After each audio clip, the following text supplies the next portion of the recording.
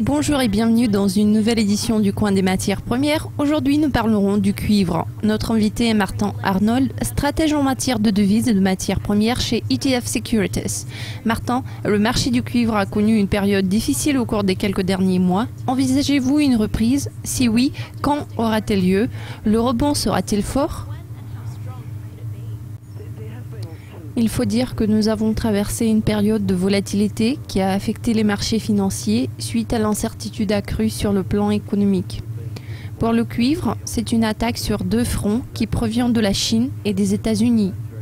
La Réserve fédérale a l'intention de relever les taux d'intérêt, ce qui va renforcer le dollar. Il est à noter que le renforcement du dollar va peser sur la demande et la marge bénéficiaire. L'appréciation du dollar a généralement un impact négatif sur la marge et il ne faut pas oublier l'incidence négative des préoccupations par rapport au ralentissement en Chine. Je pense que vu la situation actuelle, des opinions très polarisées prévalent sur le marché du cuivre et nous sommes plus optimistes quant aux perspectives de la Chine. Cela se manifeste par des prévisions plus haussières par rapport au prix du cuivre. Nous envisageons le niveau d'environ 6 500 $ la tonne vers la fin de l'année.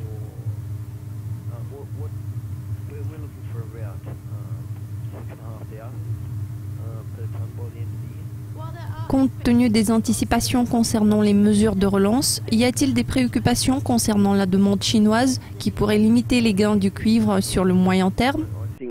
Oui, en toute logique, c'est un facteur limitatif pour toute progression des prix du cuivre, mais je pense que nous voyons des signaux de l'amélioration de la demande.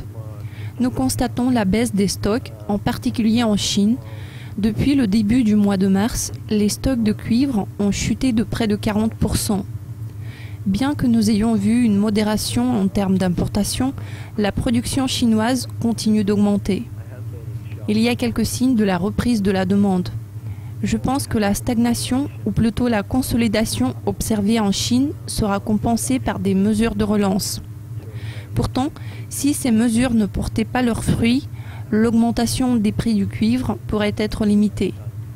Vu la façon dont la situation évolue cette année, et surtout la façon dont l'économie chinoise progresse, je pense que nous allons voir plus de stimulation monétaire. En effet, les possibilités sont vastes, non seulement en termes de dépenses, mais aussi en termes de réduction des taux des réserves obligatoires et des taux d'intérêt. Ce sont également des mesures de relance qui peuvent se révéler très efficaces.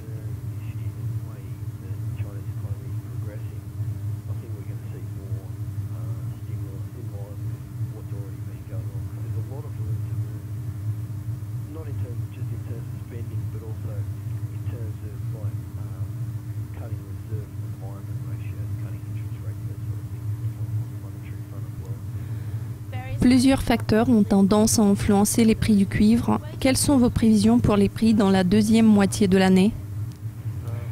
Notre prix prévisionnel se situe aux alentours de 6 500 $ la tonne.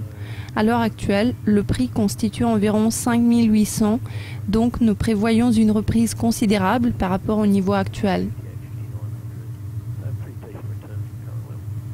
Cela conclut l'aperçu des marchés des matières premières, mais nous vous présenterons très bientôt une nouvelle édition.